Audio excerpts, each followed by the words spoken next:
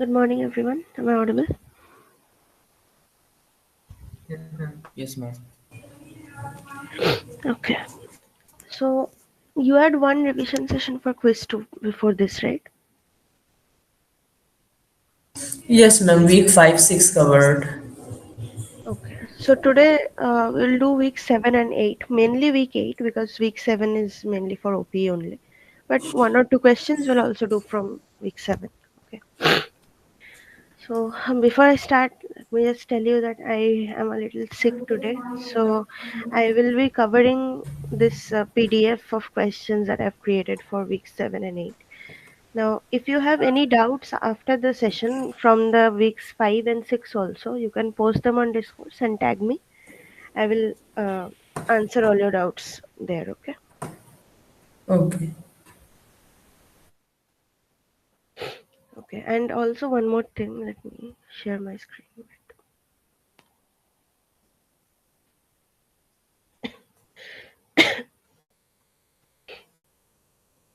Is it visible to you?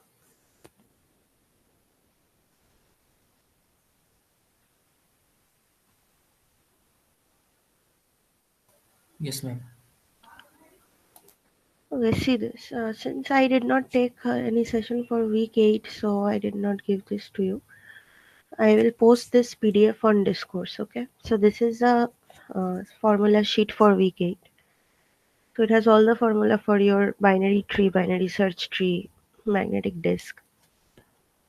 So from magnetic disk, there will be numericals, right? Based on these formulas. So please, Can you share the link of the sheet right now?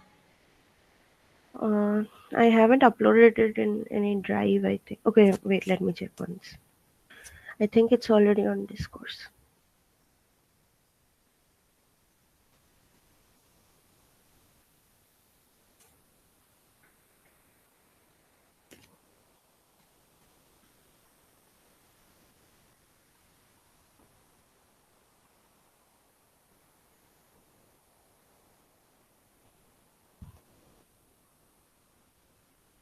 Okay, check the chat. I have shared a drive link. So this one has a lot of PDFs from I think weeks 9, 10 also. But you don't need that. So just go to the week 8 summary PDF that's present in that drive folder. Okay, that has all the formula.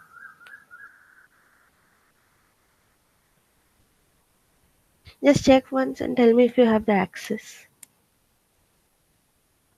Yes, ma'am. It is opening. Yeah. Yeah.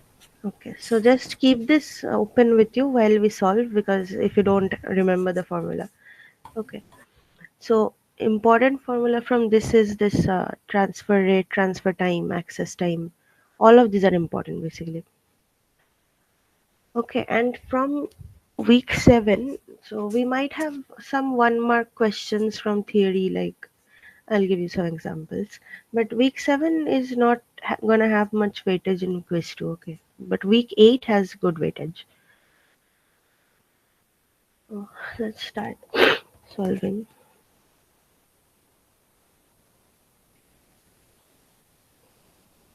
After the session, I'll share this PDF with you also. Okay, so you are going to tell me the answers, okay? So Python Postgres database connectivity cursor.fetch many method is used to retrieve data from a table. So which of the options are correct? What does it fetch? Fetch many? List of tuples. Okay, so this one is list of tuples. If I did fetch all, then what is the difference between fetch many, fetch all? We have to specify number of tuples in fetch many, and fetch all returns all the tuples that satisfy the condition. Right. And what is fetch? If I want to fetch just one tuple? I think it's fetch one only. Okay. In fetch many, if I put one as the parameter, then also it will work, right? So this type of question can come from week 7. Just one basic 1 2 mark question. Okay, this one also you try. See, this is a in an instance of student table is given. right? And it is saying that after you execute the Python code given below, it is observed that the new tuple is not updated in the table. So you have to check the code and find out what is the possible error. Okay. So wait, let me hide this. So what is the error? See, this is the code. But even after executing it, the new tuple is not being reflected in the table. Anyone can find out what the error is? See, the error should be here, okay. This part where it is written, write down the code here. That means something is missing. Commit statement is also. So con.commit is missing, right? If we don't commit, then none of the changes will reflect back to the original database. So after this, before this line, cursor dot close, there should be one commit statement. That's missing. So for this question also, there are 3 marks just for a missing statement, right? But nothing outside of this will come from week 7. Okay, just this type of questions. You won't have to write any code or anything. So week 7, mainly prepare for your OP. Ma'am, then we have that mock for quiz 2, which question 1. Hmm. What's that? Mock I haven't seen. Okay, let me check the mock. Let's first solve this, then I'll check the mock. Okay. Is it from week 7? I think it is. Okay, I'll check. And now rest of the questions are from week 8 only. Okay, so we have one called this LRU page replacement policy, right? Buffer replacement policy. So this has been discussed, right? Ma'am, I have a doubt in this one.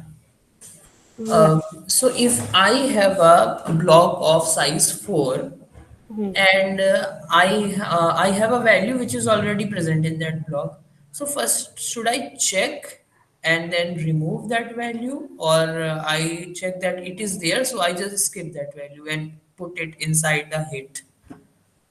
See, how this works is in your buffer, there will be first it will be an empty buffer. Okay, all the slots will be empty. Then you will, so when it is empty and when you are entering the blocks for that is these page references for the first time, so all of them are going to be misses until the buffer is filled.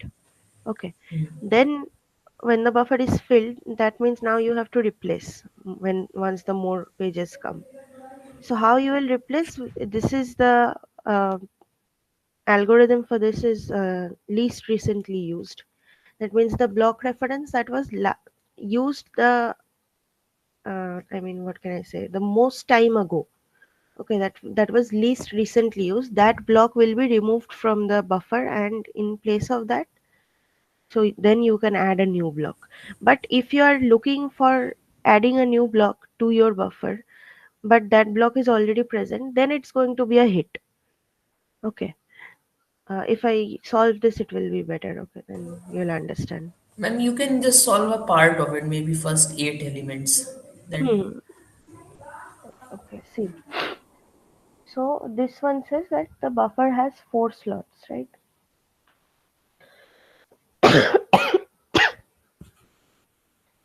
Okay, let's draw a buffer.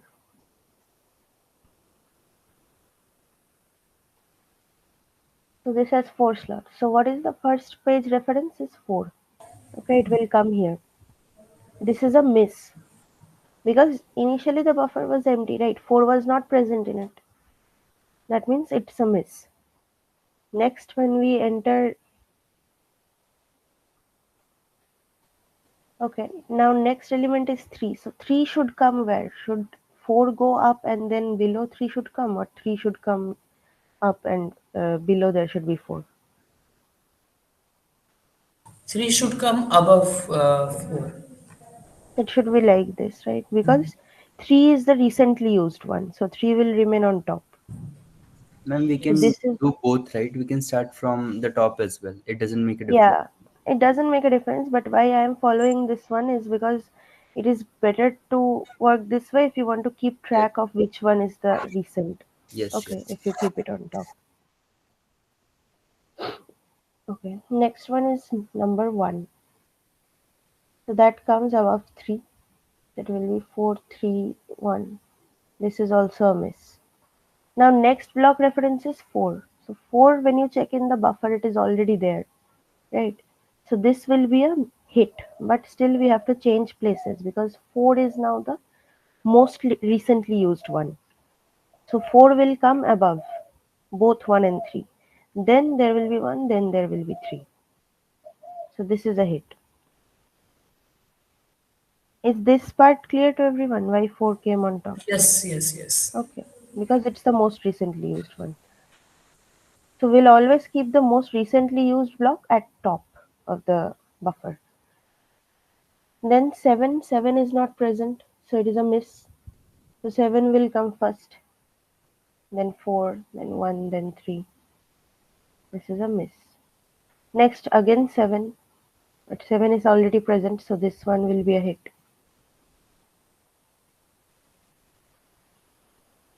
Next you have 1.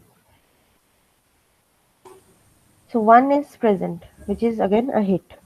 So this has to go to the top On now. the top. So 1 will be here, then rest of them will maintain the order. Okay, 7, 4, 3. So this is hit. Hit. Next we have 4.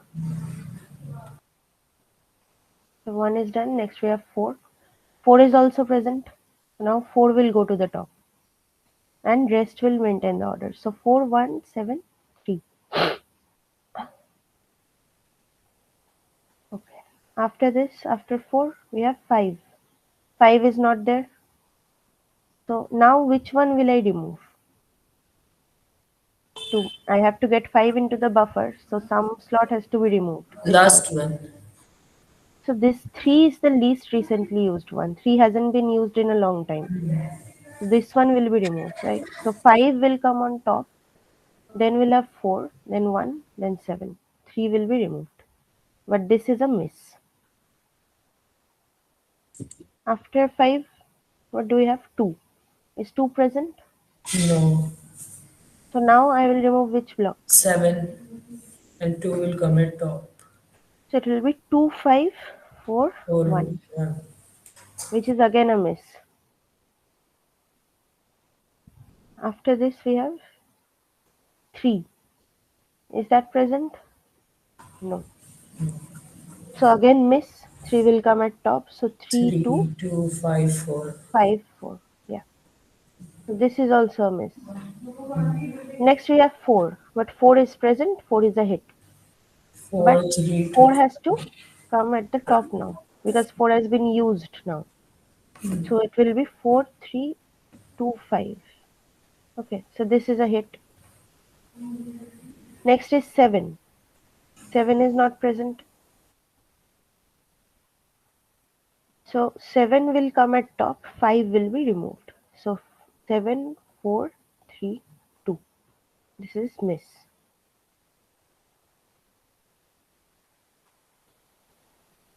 Next we have 4. Again 4 is present. So 4 will come at the top. For all of us, we can move forward. Sorry. I think it's clear for all of us. Yes, yes, it's So clear. if this is clear, then see what you have to do is just finish these block references. Then it is asking how many misses will occur, so you just calculate the miss. Okay. Yes, Ma'am, ma'am, there is one more policy I think that is most recently used also, Yes, yes. right? A lot of different When policies are there, optimal policies there. But in our syllabus, we only have LRU. okay, Okay. okay, Most recently used is when you change the block that has been recently used. But that is not in your syllabus. Just practice LRU. If you're preparing for GATE, then you can practice all the different algorithms. Okay. See this one. So these numbers are inserted into a empty binary search tree in this order. X and Y denote the number of nodes in the left and right subtree of node 86. So we have to find X minus Y absolute value. So for this you have to create the binary tree, right? So let's create it first. Root node will be 76. 86 will come where? To the left or right? Right. Right. So right of 80, 76. 42 will come where? Left. Left of 76. 112. Right of 86. Okay. 120 will be right of. Right of 112. 21 will be Left of 42. 78. 78. Left of 86. 38. 38. Right of Right 21. of 21. Okay. 45.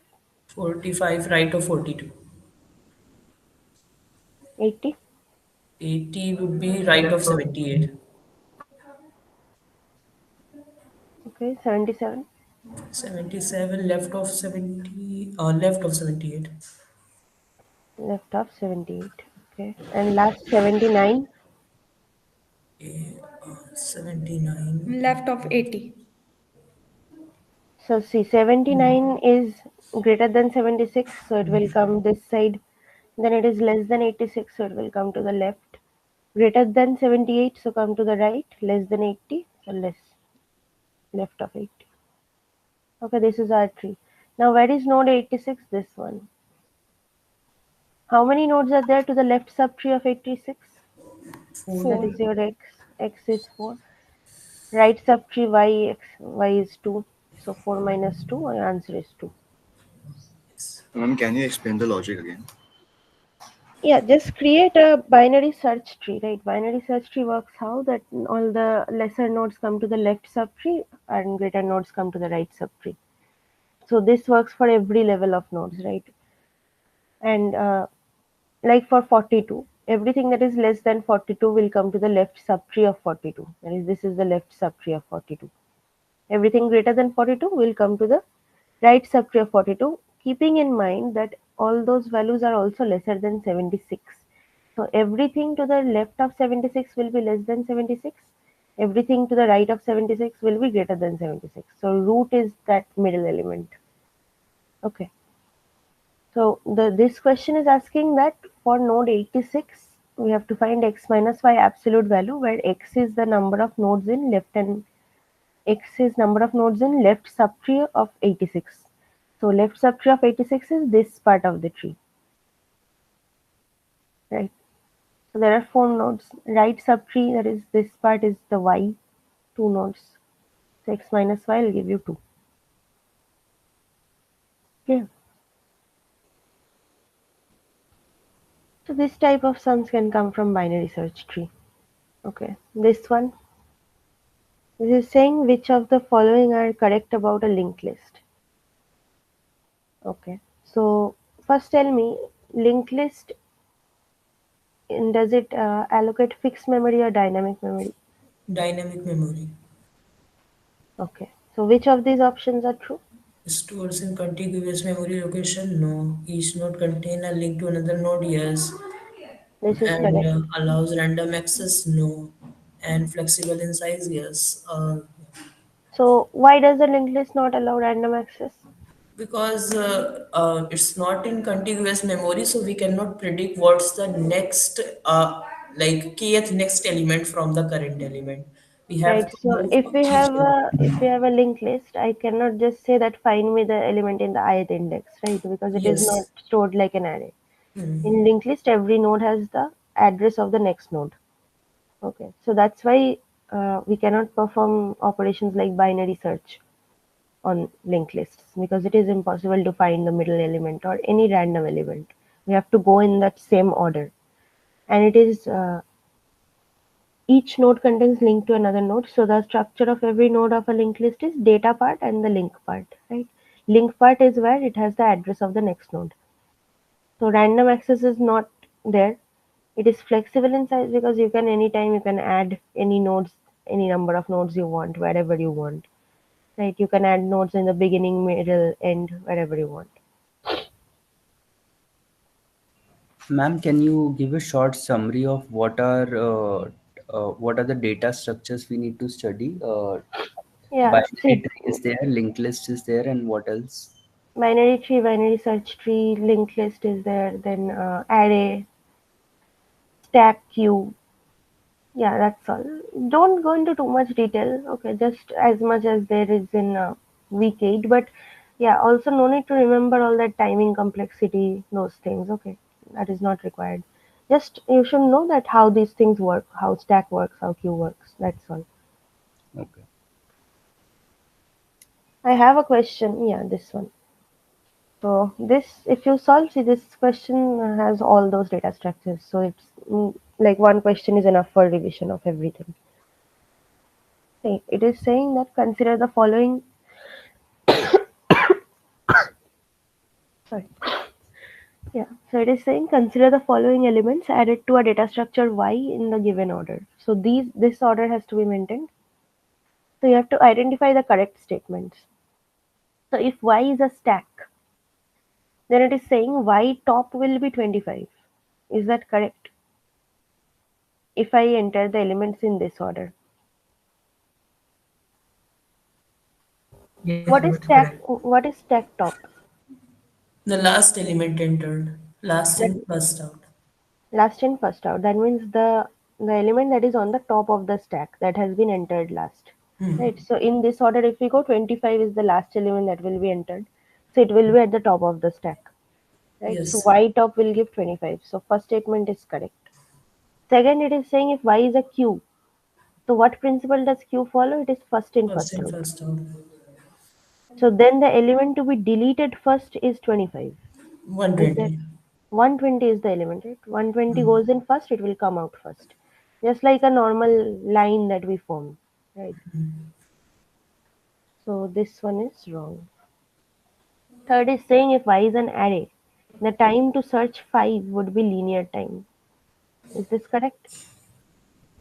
It can be like what search method they have.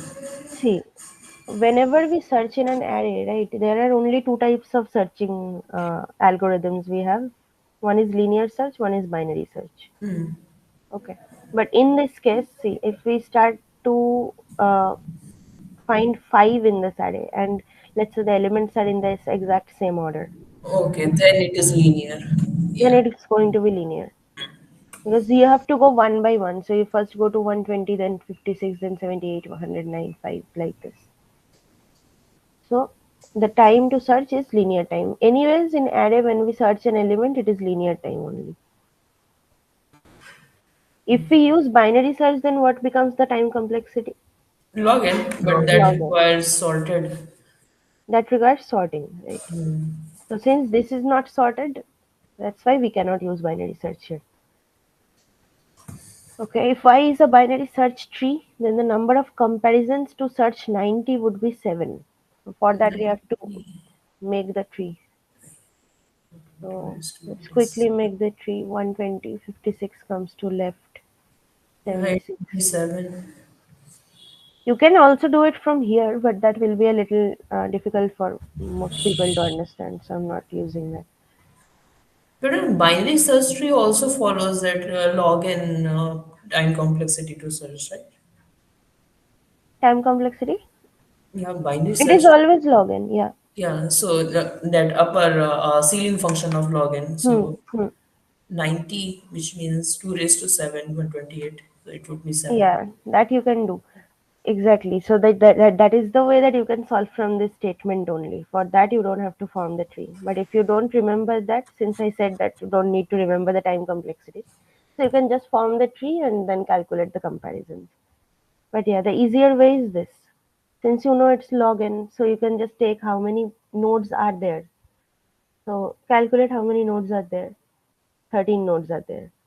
Right. So if we take a log n function of that, then you can get 7.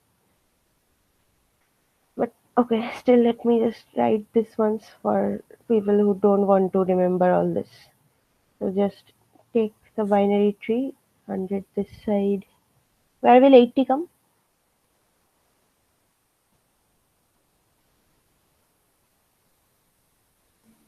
80 will be 86.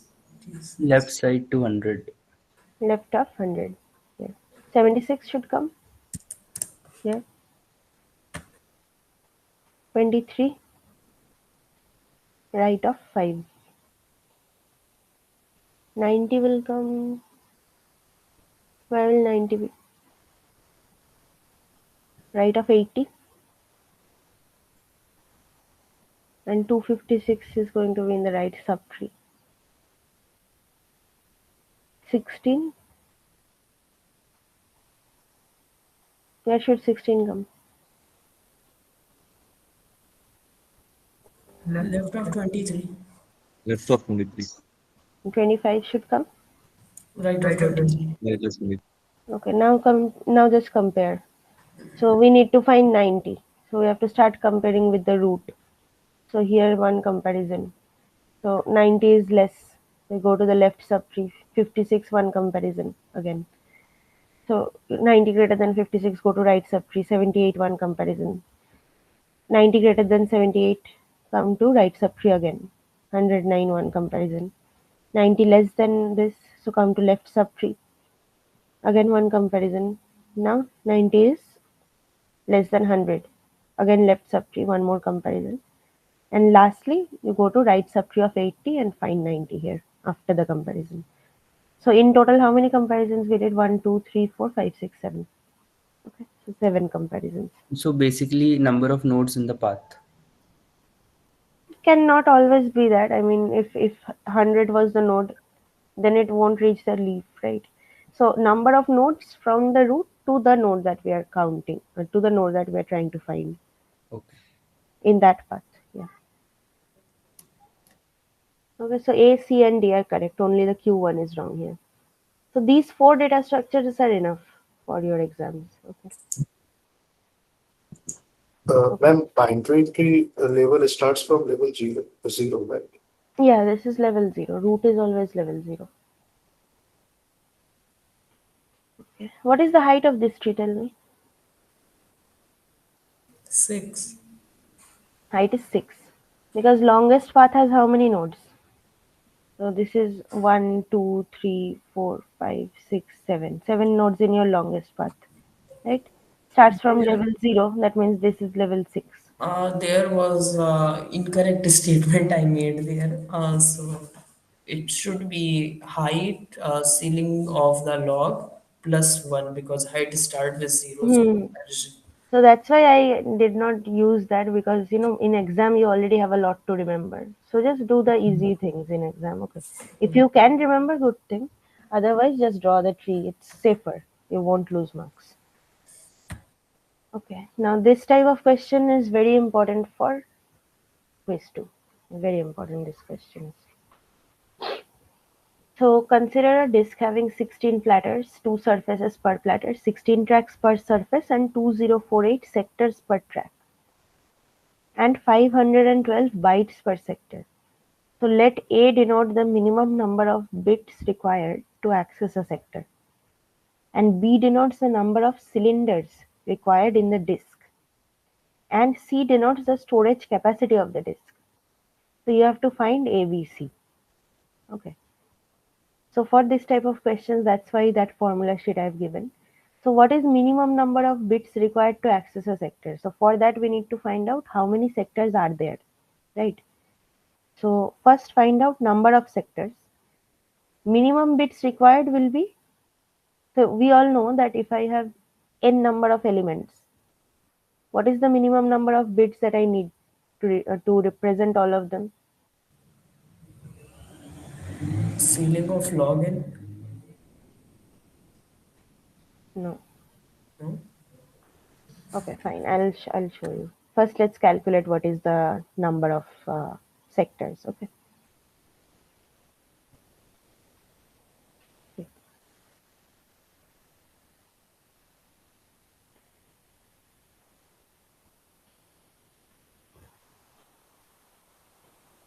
One second. What did you say? What was your answer? Ceiling of? Ceiling of log base to n. Yes, base 2n is correct. So basically, if we have 2 power n, right, that means n bits can represent 2 power n number of elements. Yes. Okay. But when So this was not in the lecture, like bits, yeah, I I know. This is not there. I think this type of numericals were not in the lectures, right? But that's why. So every term I take the week 8 lecture. This term I wasn't able to, so that's why I couldn't discuss any of this. So if you want, I can give you some more practice problems from week 8 also. Okay. But week 8 will have numericals like this in quiz 2 in NTEM also. So first let's go through some basic terms from week 8. So this is a regular view of top view of magnetic disk, right? So read write head is fixed, we all know. The disk is the one that rotates. So what is seek time? Seek time is time required to position the read write head on a desired track. So each of these circles, these are tracks, right? Each of these circles is one track. Rotational latency is what? The time required to position the read write head into a particular sector. Okay, so this is one sector. This part. I cannot draw on this. Okay. Okay. So this is one sector. Okay. Ma'am, is this a sector or this whole? No, that is a circle sector. Okay. This triangle thing is a sector of a circle. When we talk about sector of a magnetic disk, it is just this part. Okay, so the path, part of the path. Yeah, part of the track only. Okay. So rotational latency is time required to position the read-write head for a particular sector that we want to search or access.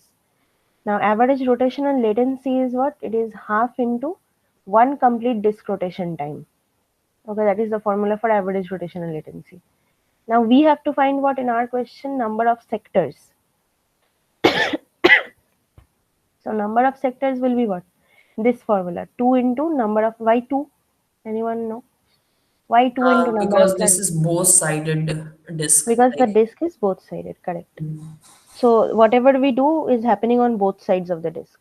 So Ma'am, 2 into one more doubt. Whenever we add seek time plus rotational latency to mhm, calculate the access time, mhm. if So average that seek will time is always be average, average average, rotational no? latency. Yeah. And seek time also, it will be average seek time. That, No, seek time is seek time. Okay. Nothing, no average seek no, in time is slides there. it is mentioned as average, no, ma'am. 1/2 of how much the Mm. head takes to travel from outer end But to the inner end. we don't give that type of numericals. In our numericals, the seek time is mentioned. Okay. So you directly use just the seek time. No, ma'am. So In the we'll, assignment, graded assignment, average seek time is mentioned. yeah, if that is given, then you use that. Whatever is given in your sum. Okay. Okay. And one more very critical doubt, ma'am. The one of the graded question, I think second question assignment from the week 8. Hmm. Access time is strictly the time needed to go to the sector, not to read the sector, right, ma'am? Now this thing can see. I have seen different like ambiguity in this. Access time means what? The time needed to access that particular sector, right? So access means that I just have to do the seek and the rotational latency. Correct, ma'am. Yes, so So just to after you get go to to that that, sector. correct, to get to that sector and read that whatever bytes that sector is, that Yeah, byte transfer time will be data that transfer is a time will different. depend. Yes, transfer time But is different. correct, ma'am. So access time was asked in the graded assignment question, but they had given the block size and data transfer rate. So No, was not a difficult question to calculate the data transfer rate also. But since access time is asked, I wrote strictly access time. no, no. It should That be has strictly been just access time, but is it the answer is given according to the transfer time? answer given is access time plus data transfer time if you add for that block size. That's the answer Okay. given. But question is clearly asking No, no, no, access that's time. not correct. Access time means just access time. Transfer time is different. Okay, I'll talk to Piyush sir. Maybe we can Yes, change ma'am. the Grade grading assignment on 8, that. question number 2, I think. Yeah. Question So 2, GA8, right? Okay, fine. I'll check. GA8. Yes, ma'am. I It have will be posted good on if Discord. you, yeah, you posted, right? Okay, then I'll check. But now, and it was 3 marks or 4 marks, I think. So a lot of marks also got deducted. Not an Mm. issue. It is a graded assignment. It's okay. But if this No, no. concept ambiguity If this is remains, wrong, then we need to remove that. Yeah, I will. talk to Yes, kids, they ma'am. will If you remove it. can take, because in exam also when success time is required, what we'll think is rest all the data is just to confuse and redundant data. Mm-hmm. It's block data and we will focus Access on time access is time. just access time. No need for the byte transfer or anything. Okay, Yeah. ma'am. Okay, I'll ask you sir after this session. We can maybe change the that question. We can remove from grading or something. Let's see. Yes. Okay. Thank you. Okay, so average rotational latency is half into one complete disk rotation time. Now, in your numerical, if seek time directly is given, then use seek time. If average seek time is given, then use that. Okay, but rotational latency, always take the average one. Now, number of sectors is what? 2 into number of platters. Platters is that whole disk. Okay, one side of it is the platter. So there are two platters, right? Both sides of the disk we need. So 2 into number of platters into number of tracks per surface into number of sectors per track. Okay, that is total number of sectors. Disk capacity is what? Sector is the smallest unit of storage on the disk, right? So what will be the capacity? Number of sectors on a disk into capacity of one sector. That is the total capacity of the disk. Okay. And these are some conversions. So we know that 2 power 10 bytes means 1 KB, 2 power 20 is 1 megabyte, 30 is 1 gigabyte. Similarly, for seconds, you also have 10 power 3 milliseconds is 1 second, 10 power 6 microsecond, 10 power 9 nanosecond. So all of these translate to 1 second. Okay. Access time is what? Seek time plus rotational latency. Transfer rate is number of bytes on one track by time required for one full rotation, that is transfer rate, and transfer time is file size by transfer rate. Okay, so all these formulas just remember. Okay, you can also check out the live session for from last term where I took week 8 content. So there I have discussed a lot of questions on magnetic disk. So now I guess we can solve our question, right? We need this formula. So 2 into number of platters, number of tracks per surface into number of sectors per track. So this is number of sectors we have to find first. Ma'am, what's this bytes to access? Uh, this this is Which one? not in the PDF also. The number of bytes required to access a sector. Like, Oh, this is easy. See, if there are basically it is saying. I mean, we assume that you will know this because if there are 2 power n elements, then we know that the okay. If there are 8 elements, then we know that we need 3 bits to represent them. 3 bits to represent. Okay, so this is just asking how many Yeah. bits are So required that is to. not the main question. The main question is how many sectors are there. Okay. So if we can find out how many sectors are there, you can definitely find out the number of bits. Okay. Okay. So what information is given to us is 16 platters are there. So 2 into 16 into 16 tracks per surface. Right. So again into 16 we'll do here. Just 1 second. 8 denotes the minimum. Okay. So 2048 sectors per track. So you have to multiply with 2048 also. And 512 bytes per sector. Now this is not required. Okay. So up to this is fine. Because bytes per sector I don't need. I am trying to find out how many sectors are there in total. So 2 into 2 power 4 into 2 power 4. 2048 is 11. 2 power 11. So total we have 20. Oh, yeah, 2 20. power 9. No, I think 20. it's 19, right? Okay, no, 20. 20. So 2 power 20, this many sectors are there. That means how many bits do I need to access the sectors or represent the sectors? 20. 20 bits. So bits required will be 20. Now what is asking, what is A asking? Denote minimum number of bits required to access a sector. So definitely this option can go. So B denotes the number of cylinders required in the disk. That is number of tracks. So how many tracks are there? 16 into It's this 16 part. into 2. So this is 512. So this is 256 into 2, that is 512. So see, all of the options are 512. So we cannot, it is okay if you don't even, wait 1 second. B denotes number of cylinders required in the disc and C denotes Ma'am, Ma'am, the that storage cylinder capacity. cylinder platter surfaces, two surfaces per platter is irrelevant, no, for cylinder calculation. Yeah, Yeah, cylinder yeah, yeah. calculation It is is not just a required. track, It is not 16 required. only. So it is just It will just be 16 Hmm. uh, because it is And already given 16 tracks. is it necessary that the number of sectors per track will always be into power something? Not necessary, but in our problems, we will use this so that the calculation becomes easier.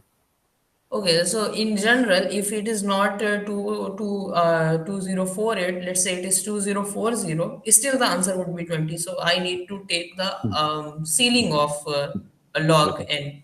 Yeah, yeah, yeah. Okay. Okay. Usually in gate also I have seen that this type of sums, if they come, then the values are given in 2 power format only. Okay, but yeah, it is not wrong if it is not in 2 power.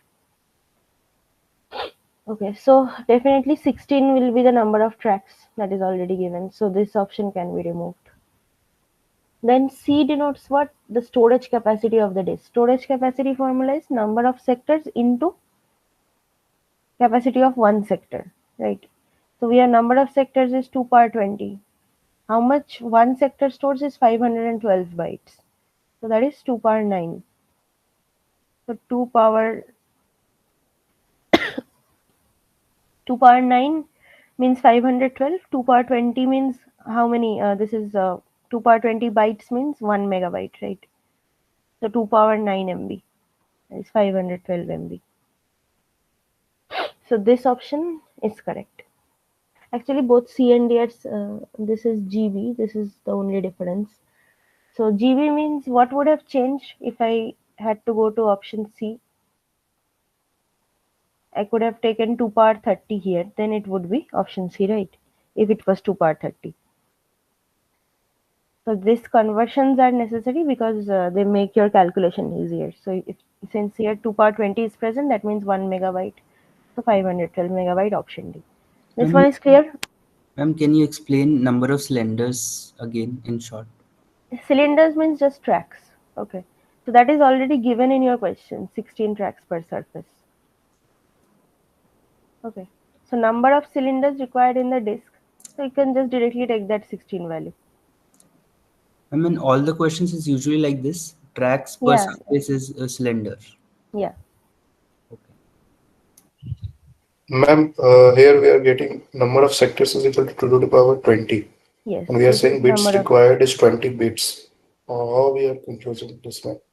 See, if I have in normal binary, see, if I have X and Y. Okay. So how many combinations? If I have 2 bits, how many combinations are possible? 0, 0, 0, 1, 1, 0, 1, 1. 1011. So total 4 combinations if I have 2 bits. That means 2 bits gives 2 power 2 combinations. Right? 3 bits will give how many combinations? 2 to the power 8. 3. 8. So 2 power 3 combinations.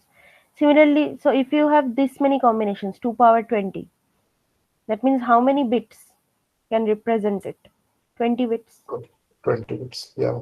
Okay, that's it. Okay. This question is clear for everyone? Okay.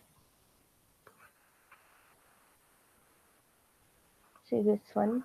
This is saying that statement 1 is saying if there are n nodes in a binary tree, the maximum height of the binary tree is n minus 1. Is that correct? Yes, ma'am. If the tree is skewed, So if the tree is skewed, when does a skewed tree occur? when we have a sorted array, When the elements are in sorted order, when we are entering them in the tree, right? So either incrementing or decrementing. In that case, the maximum height will reach to n minus 1. Now, statement 2 is saying if a binary tree has height h, maximum number of nodes in the tree will be 2 power h plus 1. Is this correct? No, it should be 2 to the power h plus 1 minus 1. Right. So this is the formula, right? This is maximum number of nodes in a tree of height h. So statement 1 is correct, statement 2 is wrong. Okay, these questions are very common. So from week 8, at least one such theoretical question will be there. Okay. This is again LRU. Should I solve this or can you do it on your own? We can do it. Right, just calculate number of misses and hits. Okay, yeah, this is a good question. So this is saying consider a binary search tree of 15 elements. Let m be the maximum height possible for a given binary search tree. And n is the minimum height possible. So what will be m minus n? So first tell me what is the maximum height possible in a binary search tree of 15 elements. 14. 14. So max height is 14. Now if I draw a complete binary tree having 15 elements, it will look like this. Then level 1 will have 2 nodes. That means every node will be filled, right? From left to right, I'll fill every node. So up to level 0, level 1, level 2. How many nodes did we get? 7. Now when I go to level 3, if you fill up all the nodes,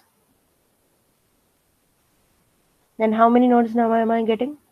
15 nodes in total. Let's calculate the number of nodes in this tree. It is 15. Okay. So what is the height of this tree? 3. Level 0, level 1, level 2, level 3. So if I do, so this is the minimum height. This becomes minimum height. When the nodes are perfectly distributed, that is when you get the minimum height. So it is 3. So max minus minimum, 14 minus 3, you get answer 11. Ma'am, can we say the minimum height can be log n base to Log minus n, 1? yeah. Log n base to minus 1. Okay. Okay. Same thing. See, from log n theory is coming from this only. Log n means what? That every time log n, when does the height become log n? Basically, or when does searching complexity become log n? When after every search, the tree is getting split into half. Right? After every comparison, you are splitting the tree into half. So, like when I come to root, if I'm, let's say, searching for some element, I have to start searching from the root, right? So once I search from the root, I either after that go to the left subtree or the right subtree. So half of the tree is discarded after the first decision only. So that's how the log n time complexity occurs. After every decision, the sample space becomes half its size. Okay, that's same for binary search also. Okay, let's see the next one. So magnetic disk with 4 platters, 2 surfaces per platter, 1024 tracks per surface and 2048 sectors per track. So with a disk capacity of 8 GB, find capacity of one sector.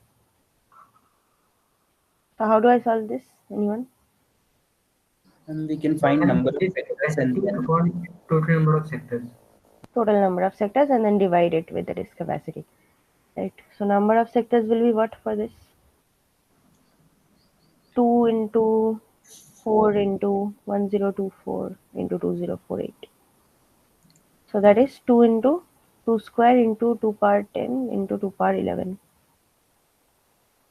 How much is that? 2 power 21, 22, 23, 24.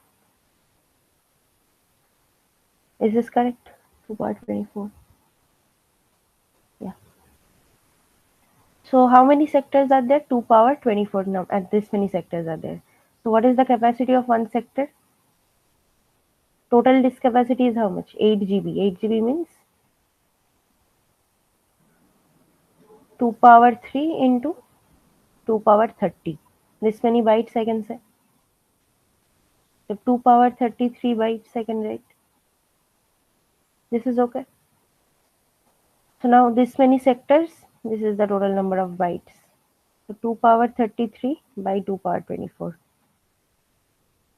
That is 2 power 9. This is your bytes per sector. is 512. So this option C is the answer. This question is clear? Okay, if you have any doubt, you can ask. Okay, this is again a binary search tree problem. So it is saying you have to insert the following elements in given order. See, all of these are PYQs only. Okay, all these questions are PYQs. So you have to enter them in given order, find out the elements present in leaf nodes of the constructed binary tree. So this one, okay, fine, I will construct this. So 30 is your root, 20 comes to the left hand side, 27 will come to the right side of 20, 86 to the right side of 30, 103 to the right side of 86, 25, where will it come? Left side of 27. 60 will come to the left side of 86. 90 will come to the, where will 90 come? Left side of 103. 10 will come here and 15 will come right side of 10. So now just check which are the leaf nodes. 15, 25, 60, 90. So option A is correct. Okay, this time only easy questions only from binary search tree. Now this is one question that will take a lot of time to solve. Okay, this one. This type of questions are just time consuming. There is nothing difficult in this. So what you have to find out is which is the correct insertion order. So you have to check all the options in this question. Okay, no other way. So just check for the options. Option A, if I check, see if it is a correct insertion order, if it will result in this tree. So 46 is the root, then 71 is inserted. Okay, so it will come to the right subtree, fine. 21 is inserted, come to the left subtree. 11 is inserted, it will be left of 21, fine. 35 will be right of 21. 26 should be where? Left of 35, here. 16 is to the right of 11. 82 is right of 71, fine. 93 is right of 82. 59 is definitely left of 71. 65 is going to be right of that. And 41 is going to be left subtree of 46. So right of 35 and 51 is left of 59. So definitely this is the correct insertion order. But it is MSQ, so there might be one more. See, in the wrong options, you will get stuck in some place, right? So like here, 46, 71, 21, 11, up to this everything is same. After that, directly we are inserting 26, right? So if I insert 26 at this point, what will happen? So you have 46, 71, 21, and 11.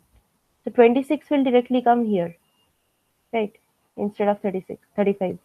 So this is not the correct structure. So that's how you can eliminate the options. So if you solve this, you can find out that C is also a correct option, right? So both A and C are correct insertion orders. This type of question can come. It's just a time consuming one. LRU, I'm not solving anymore. I think LRU you can do yourself now, right? How many hits, how many miss. This is just easy.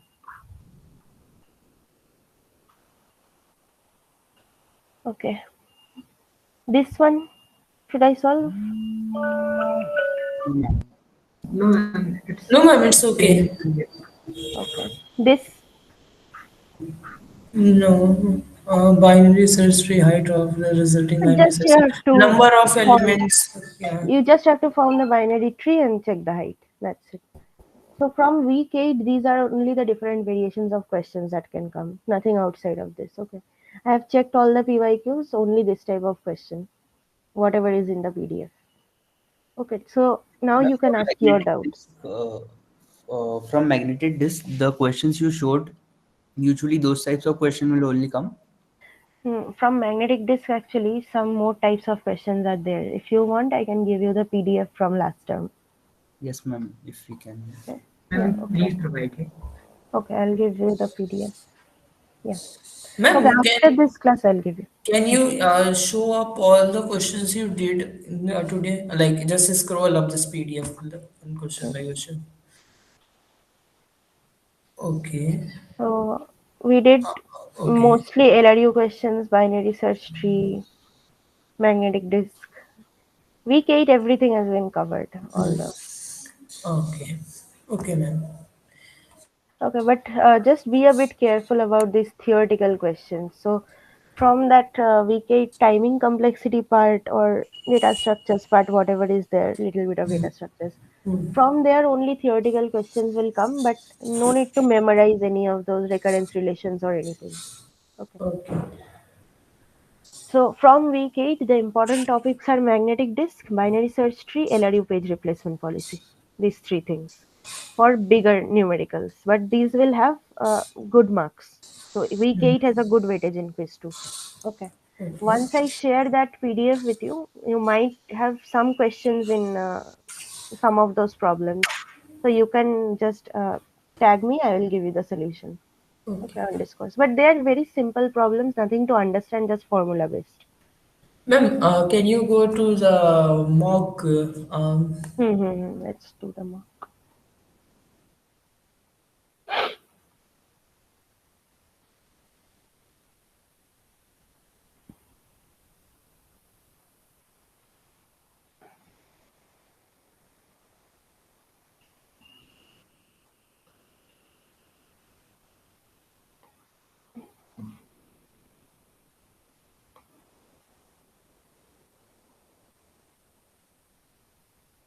Is there anything important in week 7? Week 7, just the type of questions that we did, okay, nothing more than that. Okay. But week 7 question might not even come from week 7, so it doesn't have much weightage. Just a second now, let me get the mock.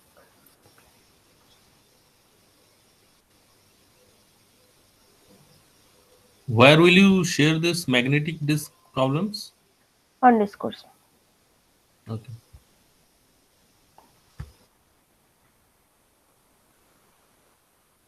Okay, mock quiz 2.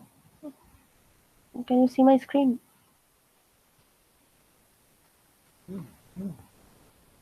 Yes. Okay. Yeah. Which So, question? this first question, what's this? Where it is coming from? Like which week content is this? Kiran was born in 19th of January 1980. Date of birth was registered in database. Is this considering database is a temporal database? Which among the following statements is true? Temporal relations. This is present in. It is in the slides, Mm, ma'am. Some yeah, this is in which week I don't remember, but temporal relations are there in the slides. Ma'am, week I think 8 6 or last 5 lecture. or 8 last lectures. 8 last lectures now, but these are not very important. We don't give this type of questions anymore. Okay, this mock is actually we don't change the mock questions. It is same every term. So this is a very old question. This is not very important, but yeah, you can still do it. Ma'am, last And question. last question. Yeah. Yes. Last one. Hmm. This No, last second. Yeah, multi-value. this one. Okay, yeah. This is see, multi-value dependency means what? That means one alpha, multiple beta values, right? So let's just draw it A, B, C, D, E. So we'll check for both of the MVDs. Okay. So first, which tuples are present to us? 0, 1, 2, 3, 4, 0, 5, 6, 7, 8. Right? So 0, 1, 2, 3, 4 is present and 0, 5, 6, 7, 8 is present. So first MVD is what? A multi-determines B. So A is, this is our alpha. So from this, what other tuples can I add to this table? If A multi-determines beta is, if A multi-determines B is valid. So that means I can change these values, right? 5 can go here, 1 can come here. So 2 extra tuples I can add. One will be 0, 5, 2, 3, 4. Keep everything else constant. And one can be 0, 1, 6, 7, 8. Can I add these two? Yes, ma'am. Okay. So is any of the tuples that we newly added present in the options? 0, 1, 6, 7, 8. Right. Now we also have to check for B multi-determines D. So here the B column will become the alpha now. Okay. So what can we change here? So A will remain 0 only. So B, which values can I change? And we have to change 3 and B. 7. 3 and 7. 3 and 7. So for which two rows? Okay, let me number the rows 1, 2, 3, 4. And we Which two can First and rows? choose second. 1, 2 or 1, 4. Sorry, 2, 4. So we can take these two. So remember, this is alpha now, right? So I can change this row 1 and row 4, or I can change row 2 and row 3. So in total, I can add 4 more new rows. Okay. So Ma'am, let's add. why we are including this 3 and 4 rows also? This rows we get from 8 multi-valued B statement, right? But now after we added this, then we can, in total, how many rows can I add here? By using the multi-value dependencies, in total 8 more rows can be added. 8 rows can be added to this table. See, Okay. when I go for B multi-determines D, that means now our B column is my alpha, right? And D is my beta. So where the alpha values match? Row 1, row 4. So corresponding beta values, if I change, what are the possible rows that I can get? So this 7, this will become 3, and this 3 will become 7. Ma'am, row 2 and row 3 alpha value is also matching. Yeah. We'll 5. add all 4 of them. Yes. Okay. But one by one, let's do it. So first, let's add this one, row 1 and row 4. So 0, 1, 2, 7, 4. This can be one row. Another row can be 0, 1, 6, 3, 8. Is this okay up to this? Next, if I do for row 2 and 3, then what will be the changes? 3 will come here, 7 will come here. So 0, 5, 6, 3, 8 will be one new row. Another new row will be 0, 5, 2, 7, 4. So these are all the possible rows I can add. So out of these new rows, which one is present in the option? 0, 5, 6, 3, 8, row 7. So both of these rows. These are the answers. See, this type of question you just have to exchange the beta values and add the new rows. Ma'am, to determine whether there exists a multi-value dependency, we should have the table, right? Yeah. Or we can do it from the schema. No, you should have the table. Without the values, you cannot say. Okay. And it is not necessary that all four values of alpha should be same. What is given in the slides? See, first Yeah, you that. have to check every alpha value, right? Wait, let me just open that.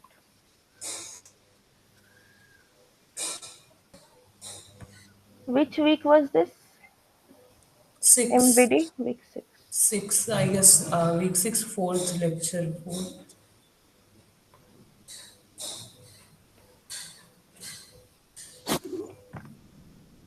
But yeah, MVD's part I think Piyush sir has covered really nicely. So you go through that part once.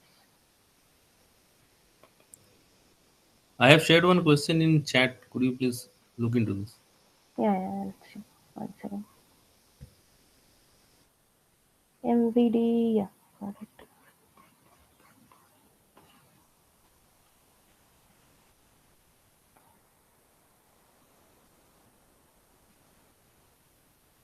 So it is in lecture 6.4, okay.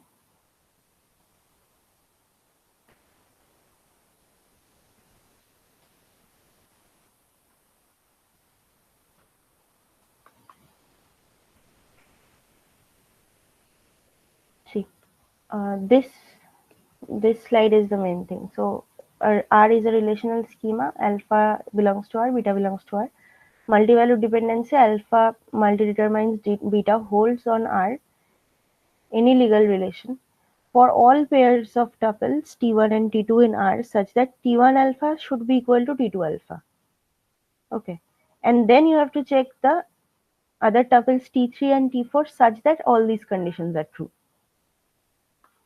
So if there are no T3 and T4, I can just say that there exists multi-value dependency on basis of T1 Basis alpha. of T1 and T2. Okay. And if there are more than 4, then You see, here also there are more than 4, na? But you will take the first 4 tuples T1, T2, T3, T4 like this. 4 tuples you have to check. okay, okay. But just check out the week 6 session video once where this multi-value Yes, dependency part yes, was covered. I will. Thank you, ma'am. Yeah. Okay, what have you shared in the chat? Consider a relation student roll number marks. If all students have same marks, which of the following functional dependencies cannot be held? If all students have same marks. Wait, I'll share my entire screen so others can see also.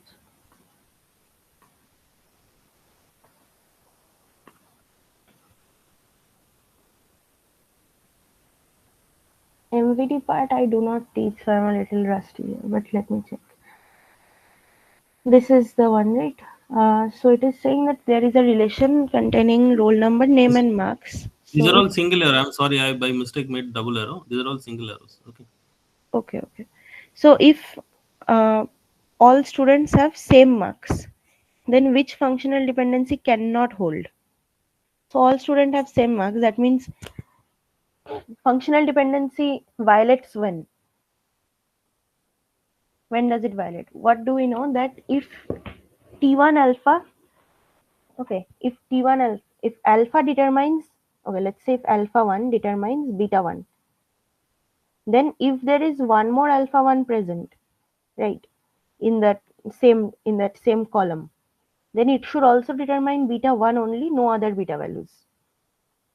That's the rule, right, for functional dependency to be valid. Are you sharing something? No, I'm not sharing. I'm just saying. Okay. Okay. So here it is saying that these are the dependencies, and we know one thing, that the marks, if all students have the same marks, then which one cannot be valid? So definitely marks to roll number. This is a valid dependency. See, if all marks are same, roll number will definitely be different, right? But can same two alpha values, if they correspond to two different beta values, is that a valid dependency? No, ma'am. No. No. So marks roll number will be wrong. Also marks to name, is this correct? Can be, cannot be. If the names are all same, only then it will be correct. Okay. Because marks are all same, that means they should all correspond to the same beta value. Since that information is not given to us, okay, so we cannot say for sure. Is this an MCQ or MSQ? No, this is MSQ. MSQ, then you can take both. Okay. So name to marks is fine. Roll number to marks is also fine, because alpha doesn't matter. The beta value matters, right? So roll number will be unique for all students. So definitely this dependency will always hold. Again, name, we do not know any information given about name, but we know that the marks are all same. So definitely it cannot invalidate it. Even if two names are different and they are pointing to the same marks, that is fine. If two names are same, they will still be pointing to the same marks, because all marks are same. So dependency A and dependency C will definitely hold, but B and D will not hold, because marks values are all same. So all alpha values are same, but corresponding beta values are different. That is invalid dependency. So both B and Correct. D are So wrong. correct. So anything starting with marks will be wrong. Correct. In this question, yes. In this case, marks determining roll number or determining name will be wrong, correct? Yes. Answer actually is different. There is a problem. Answer is what? Answer is the other two. Maybe there is a mistake. Cannot be held. No, cannot be held is B and D for sure. Correct. Yeah. Okay, See, one more doubt I have for hmm, multi-variate thing. This like we do T1, T2, T3, T4, right? hmm, hmm. Now, is it required that T1, T2, T3, T4 has to be line number 1, line number 2, line number 3, line number 4 like that sequentially, or it can be different also? Like I can take T1 first line, T3, T2 third line, and T3 fourth line, T4 second line. Is it possible, or no? We cannot do like that. No, we take in sequence only. First, second, third, fourth. That is T1, T2, T3, T4. At least that's how I have done till now. But ma'am, in the database, it's not sorted. Like it's just unordered. We store. It's just saying if T1, T2 exists like this, there have to be some other two tuples which satisfy that criteria. It doesn't say it has to be immediately below it or anything. So that for that, if the table is given to you, then you can decide. Like here in this slide that we saw. See, this one. So from here in this one, if you can check that okay, there are these two T1, T2 alphas that I can work with. So you take those two tuples as T1 and T2. Yeah, in that, okay, you are asking that if this has to be in order, this thing. Yeah. No, this can be any, like you have to find the matches, right? Wherever the alpha values match. So yeah, they are unordered. Might not be Okay. in this same order.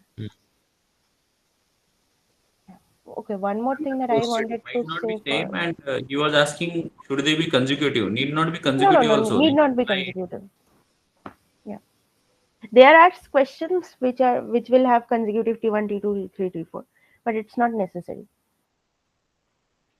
Okay, so weeks 5 and 6 normalization part, everyone has done the revision session, right? So let's do some quick checks. So what is partial dependency? When a part of a candidate key, a subset of candidate key determines a non-prime attribute, then it's a partial dependency. Okay, And it everyone should knows be how to proper find out. subset. Sorry, It should be proper subset of candidates. Yeah, proper proper subset. subset. Yes, Hmm. definitely. That means Uh, not the candidate key itself, right? it should not be key or Prime attribute it should be. hmm. Okay. Now everyone knows how to find out number of super keys, total number of super keys. Yes. Yes, ma'am.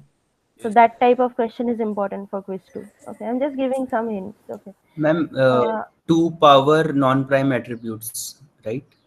For yes, super key. 2 power non-prime attributes. That is one type of problem. Okay, there are other types also where you have more than one candidate keys.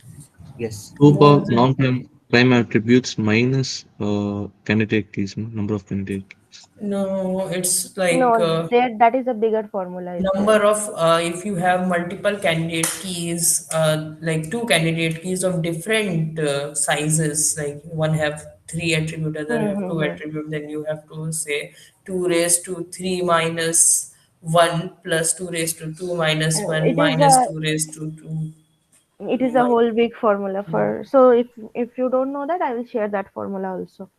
Okay, for super keys. Now from week 5, mainly what do we have? In week 5 we have that whole lossless joint decomposition, that part. Okay, so lossless joint decomposition sums will come from there definitely. Okay, that is one topic. Definitely you will have one question from there.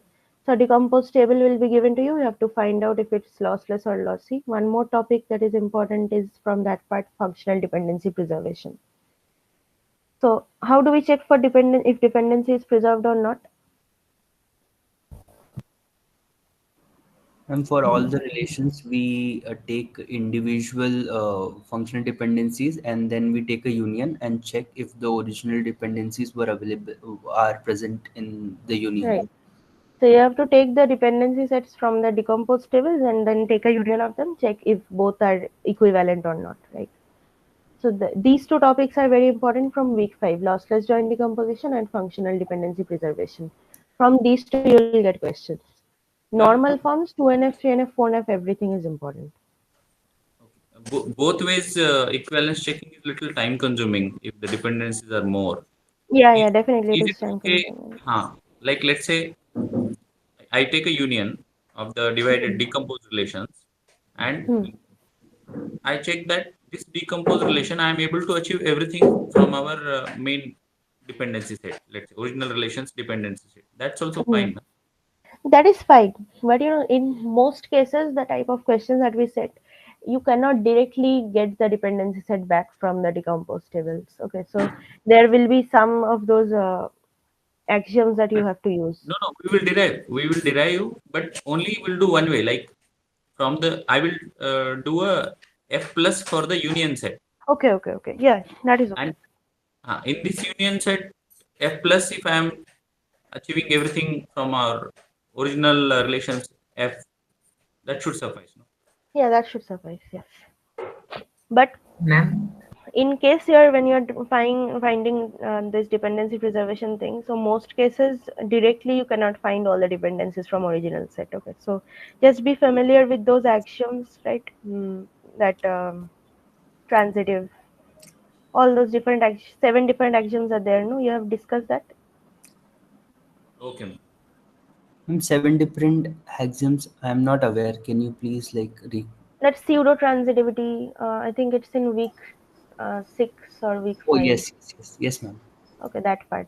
So that is just so that if from a given dependency set, you can find what are the other possible dependencies that can be derived. Okay, that's it. Yeah, ma'am, Question in the chat. someone is asking to ma'am, discuss the mock. Yeah. yes, ma'am. I Yes, have a question like few doubts about. are there. Ma'am, I Okay, you have a can let question. me know. Question Yeah, go number on, go on. 10 mock. Question 10. Ma'am, I've also posted a question on 3NF and 2NF in the chat. Okay, I'll check. Question Ma'am, 10. question number 2 also. Okay, one by one, let's see. This one. Yes, ma'am. I don't know how to decompose a table into BCNF. I know how to check for BCNF, but decomposition part is not clear. Decompose into VCNF is a very big concept. That was covered in week 6, right? Yes, Decomposition of tables. Previous this quiz to revision session, he explained there. You can watch that. Yeah, you Piyush can sir. just check out that part because week 5, 6 has been very well. Piyush sir told me that only ki only discuss Yeah. week 8 today. This So this particular question was also discussed in detail. You can check. Sarah, yeah, can you post so the link of which Piyush section sir was it? actually has discussed the mock Yeah. only, Okay. no? All the mock questions, I think. Hmm. Yeah, so last Mock. session video, if you check out, say it's on the calendar, you can find the YouTube link for that video. okay, Yeah. okay, ma'am. Okay, so there I think most of the mock questions are discussed. This one is definitely discussed. I saw it also. One more thing is wait, question 2. Someone said this one. Yes, ma'am. So this is saying relational schema is given where the domains of ABCD include only atomic values. Okay, identify the sets of functional dependencies satisfied by R such that R is in BCNF. So atomic values means we can definitely say it's in 1NF. We have to find out which functional dependencies are in BCNF. Ma'am, I have a doubt. Like for BCNF, can I directly check for super keys without going to 2NF and 3NF? Because if it is a super key, then there is no partial dependency. Yeah, I know a lot of students tend to do that, but sometimes you can miss out one or two dependencies, and it can be partial or transitive. So it's better not to skip any of the steps. Okay, so start from 2NF only. It will work out in some cases, it might not work out if in the exam environment it is already you're under a lot of pressure. So no need to do this. Okay, just start from 1NF, 2NF, 3NF, go in that order. Yeah, definitely checking for super keys is a good idea. If left hand side is all super keys, it is BCNF. But for that also you need to find the key first. Okay. So this question, what it is asking is identify the sets of FD satisfied by R such that R is in BCNF. So which of these FD sets will be BCNF satisfying?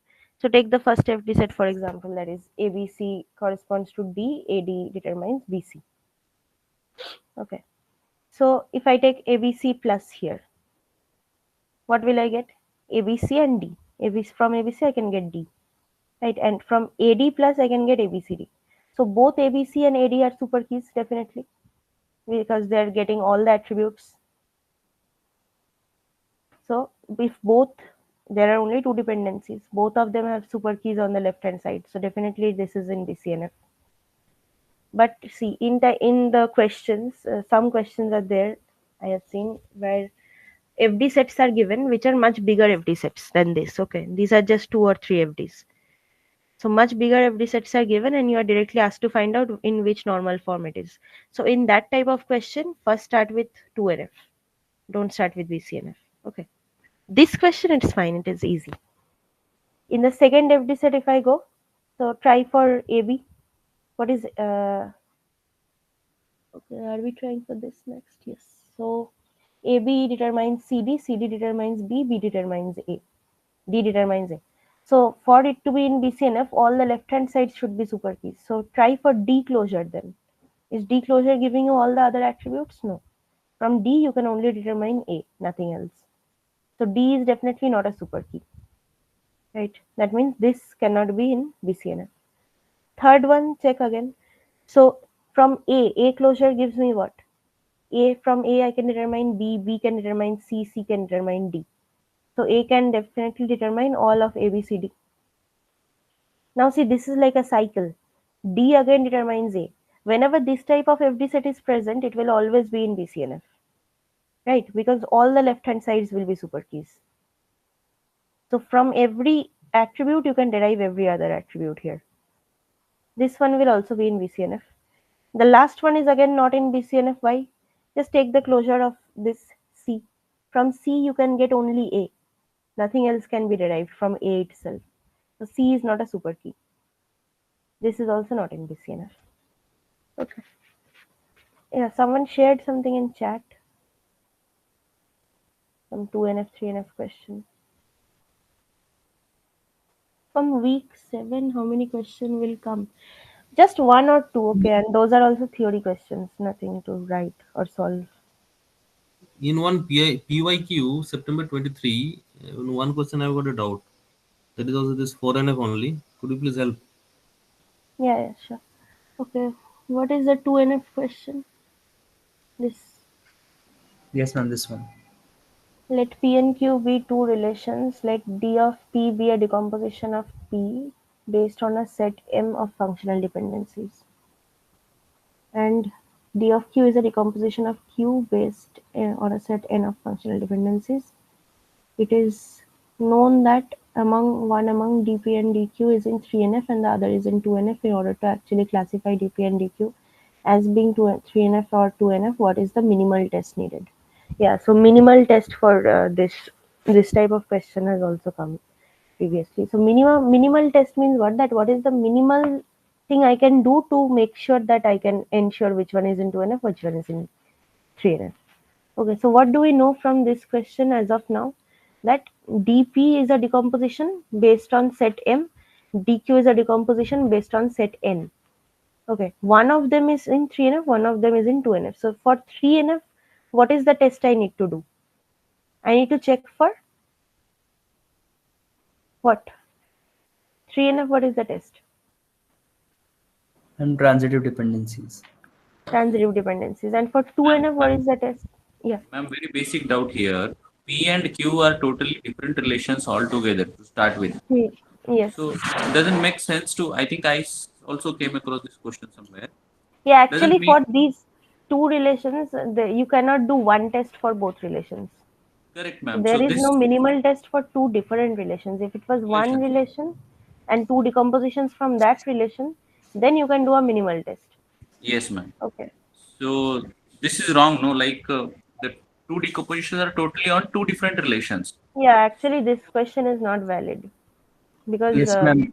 The correct answer people, says that test whether one of them is in 3NF, but yeah. test one of them So 2NF. what happens is that see, if the decompositions were from the same table, in that case 3NF test would have been minimal. Okay. Correct, Because if ma'am. something is in 3NF, then it is definitely in 2NF. So if you find that for one of the decompositions, you can surely say the other one is in 2NF. Yes. Correct. So this was Okay, not but only PYQ, I think GA or some PA it was there. And yeah, but I was these very these confused. questions were actually later on removed or removed from grading. So I have some attempted, ma'am. It is still there. It is still there in some PA or AQ or GA. I'm not remembering. graded, Still, if it is there, then please let me know. Then I will have to remove this. Okay. Otherwise, PA and all, it's fine because those are not graded. correct, ma'am. I think Ma'am, GA only. so there is one question regarding dependency preserving and which till which form dependency is preserved. So what's the answer to that? Like there Dependency were preserving, so you just have to check that equivalence of two sets. But for 3NF, 2NF, and 1NF, sorry, 2NF and 3NF, dependencies should be preserved, right? yeah, this is something like that. Just I share. Can don't you know share that. the question?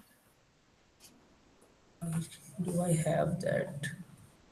Even if you don't have it now, just share it on Discourse once. Okay. Okay. Okay. Can you explain normal forms and BCNF So in that, brief? ma'am, that doubt was okay, na, ma'am. That PNQ question Yes, uh, correct. For for two both we different cannot tables, we apply one cannot test. do a, yeah, for two different tables, one test is not. Okay. Okay, so normal forms VCNF in brief, I'll tell you once, but still go through the session video. Okay, if you are having confusion, because these things are not to be done in brief, you have to do in depth. So, first, normal form 1NF means that you have to check for atomicity.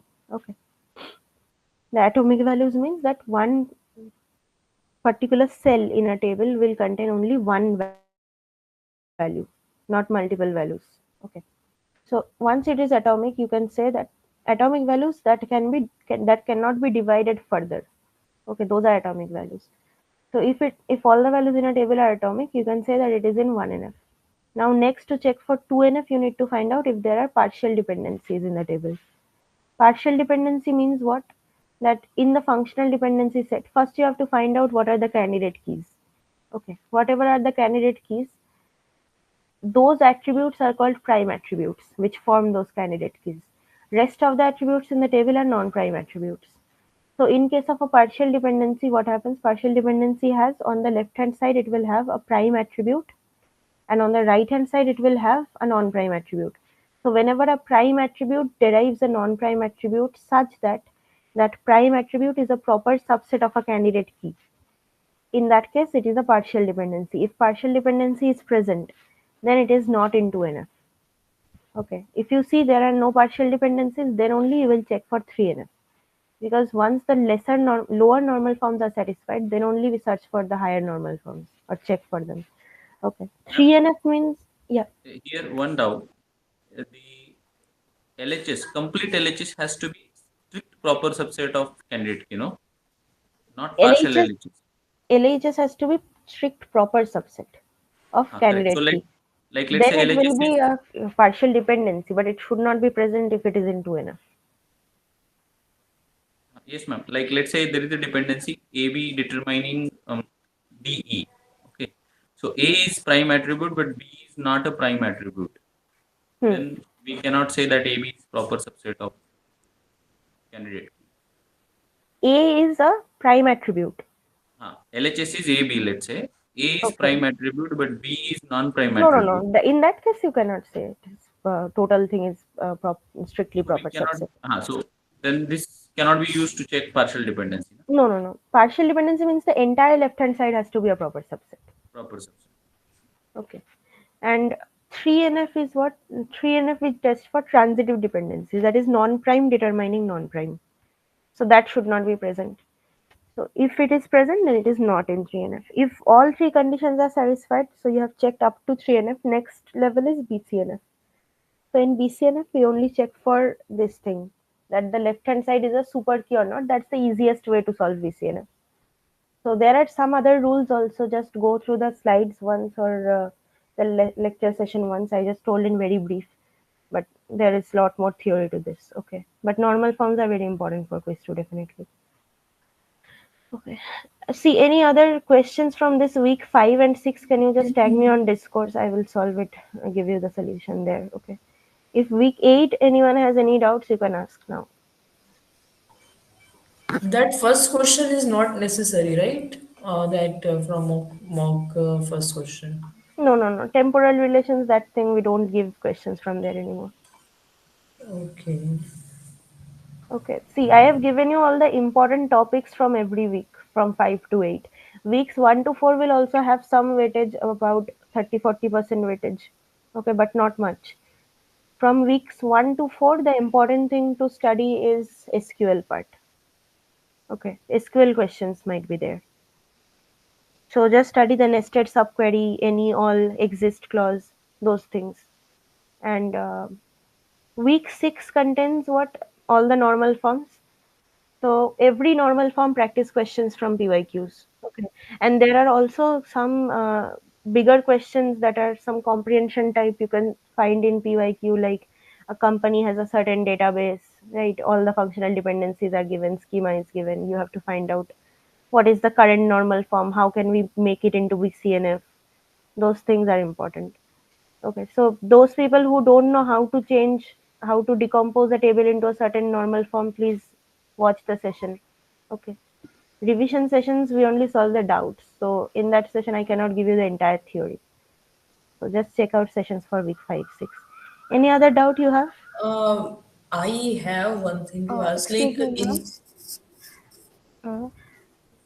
in So, ma'am, I came across this particular PYQ that has this SQL statement question.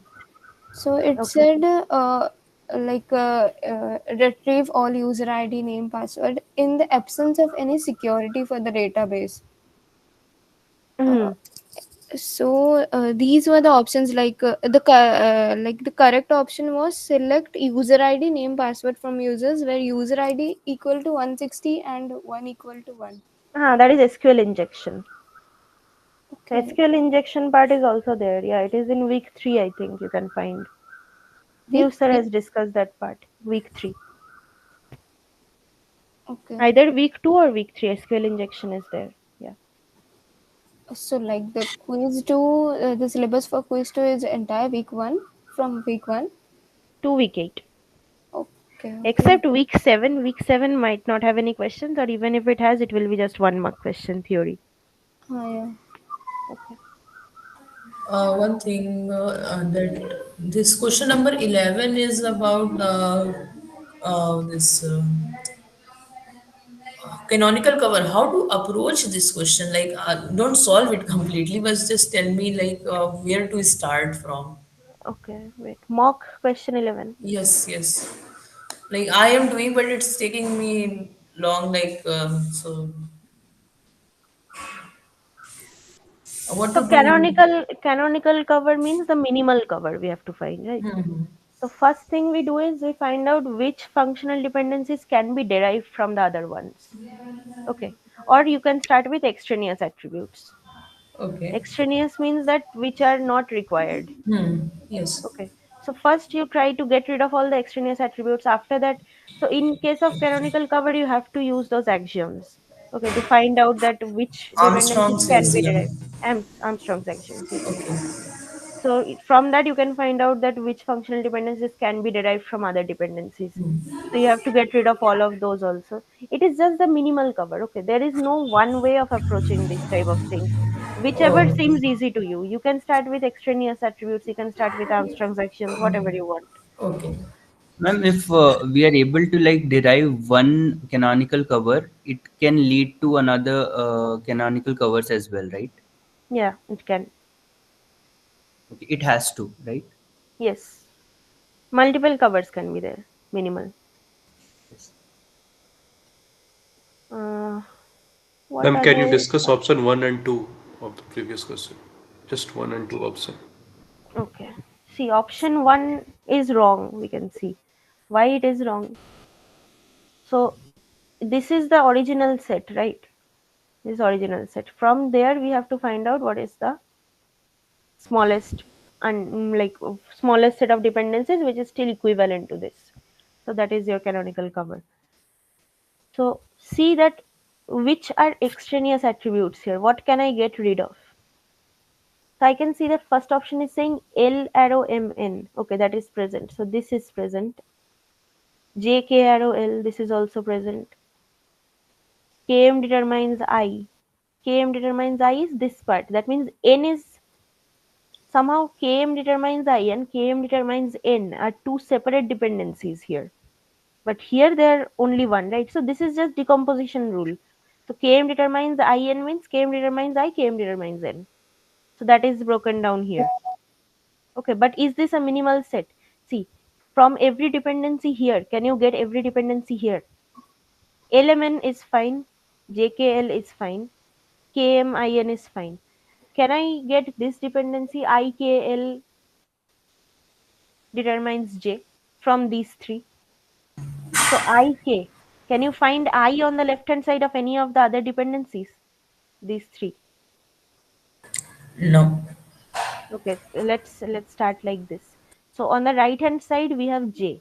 So what determines J? We have these three dependencies given to us in the first option. L determines Mn, Jk determines L, and Km determines In. So is anything present from which we can say that this determines J? Is J on the right hand side of any of the dependencies? Check.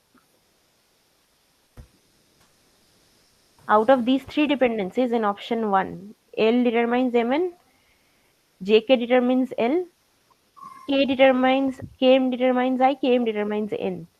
From this, can I say that anything determines J? No. So is there any way that I can get this dependency out of it? IKL determines J. No. So that way you can definitely say that this is wrong. Why? Because there is one such dependency at least which you cannot derive from this set. Okay, so it is important to look at the right hand side, that what attribute is present on the right hand side if it can be derived from the other ones. What do we know in general? When we find candidate keys, what is the general procedure? That we first check that which attributes are not there in the right hand side of any dependency, because we know they have to be a part of candidate key, right? So that same principle also applies here. So here what did I do? I checked that, okay, in option 1 I have these dependencies present, and what extra dependencies do I have in the original set? So IKL determines J is one such dependency. So to get this dependency, something has to determine J. But in my first dependency set, this one, nothing is determining J. J is not on the right hand side of anything. That means it is definitely not equivalent. But in the second set, if you check, L determines Mn is there, Jk determines L is there, Km determines I is there. It is, we also have one more thing called Kn determines J. Okay. And Ik determines N. So now which dependencies are in the main set that we don't have here? Kn determines L is one such dependency which is present in main set. See, Kn determines JL, we only have J. So Kn determines L is not present, this must be derived. What else has to be derived? Ik determines N is also there. No need to derive. Okay. IKL determines J. This has to be derived. What else has to be derived? Km determines In. So we don't have N, we have Km determines I. So we have to derive Km determines N. So if these three dependencies can be derived from this set, then we can say it is equivalent. So can they be derived? First check. Kn determines L, we need to derive this. So Kn determines J, right? And Jk determines L. So can I not write that Kn also determines L from these two? Is it possible? Yes or no? Ma'am, Kn determines J. And Jk Then- determines L. Okay, yeah, Okay. yes. So yeah, Kn it's definitely determines L, right? So it is possible. So this first dependency we got. Now IKL has to determine J. So we have that Kn determines J. Okay. Now where do I get this I and L from? So if We have Kn IK can determine J, yeah, go on. Ik determining n is there. So ik determining So, n is there, right? And kn determining j is there. So from these two, I can definitely write what? Okay, we have to get L also. So ik determines n and kn determines j. So where do we get the L? Jk determines L. Okay, let's write down. Ik determines n, jk determines L, and kn determines j. We are trying to get ikl to determine j. So from these three, can I get it? See, ik determines n and kn determines j. So from these two only I can determine j. L becomes extraneous here. L is not even required. Only ik can determine j. Yes or no? Yes. So therefore this can also be derived. Km determines n. How can I get this? So I have Km determines I and Ik determines n. So from these two, can I write Km determines n from these two? Yes. So all three dependencies that were not present in this set but present in the main set can be derived. So that's why this is a correct canonical cover. Okay, ma'am. Got it. Okay, this is how you solve this question. Ma'am, should I share my screen? I have got one doubt actually. Okay. That is on MVD only. MVD doubts, can you just post in Discord? So I will give you the solution. Okay. MVD Okay, doubts, fine. I also have to check the slides once because I haven't taught MVD this term. I don't remember all the rules right now. ma'am, Okay, just GS6, post it. I will give you the solution by today only. Fine. Yeah. GS6 question 7, ma'am. I have posted in chat. That's the same question which you probably need to correct. That P and Q being two relations. Okay, let me check once. Same question actually. What another student asked. P and Q, yeah. This one is not valid. So See, that minimal question. test is only valid when the relation is same from which Correct. the decompositions are done. Correct. But in our graded assignment, we have lost marks on this. Okay, so this is GS6 question 7. Okay, let me talk to Piyush sir. Maybe we can remove it from evaluation now. Okay. Okay. So, see, any other, just the 4NF doubts you post on Discourse. If you have any other doubts right now, you can ask.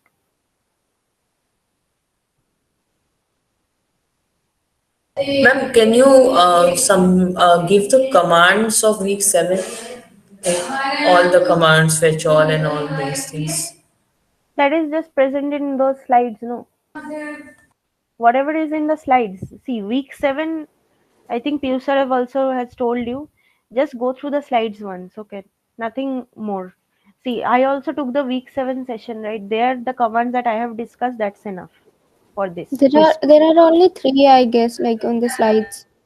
Yeah. Only that many is enough. And that application part, that application design part. No. All of that is not that necessary. In Just quiz look at 2, those slides. quiz 2, just going through the slides is enough. For OP, you know exactly what kind of question is going to come. And also we'll Okay. have OP sessions for that. Okay. So then we'll Okay. discuss. Okay. Thank you. Okay. And that 4NF doubt, who is asking the 4NF doubt? Someone asked, no? Yeah, I was asking.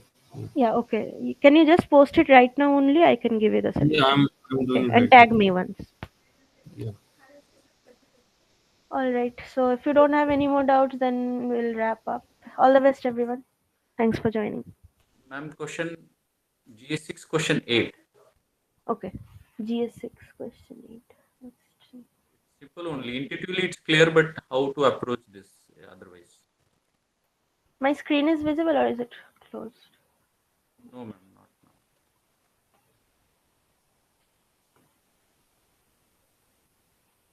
now. GS6.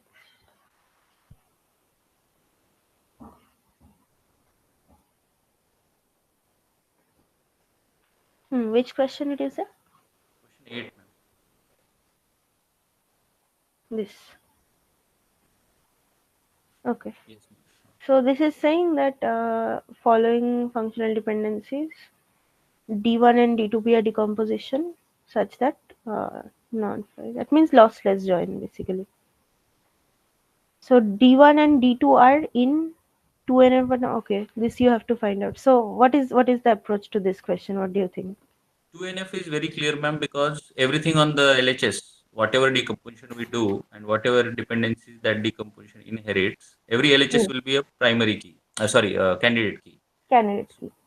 So that way 2NF understood, but how to check 3NF. for So same thing applies for 3NF also, no? Since every left hand side is going to be a primary key, or you can say candidate key, whatever. So in that case, there will be no such dependencies which is non-prime to non-prime, because all are prime attributes on left hand side. okay, okay. Okay, that's why both 2NF, 3NF. This is also BCNF, I think. Yeah. Okay, any other question?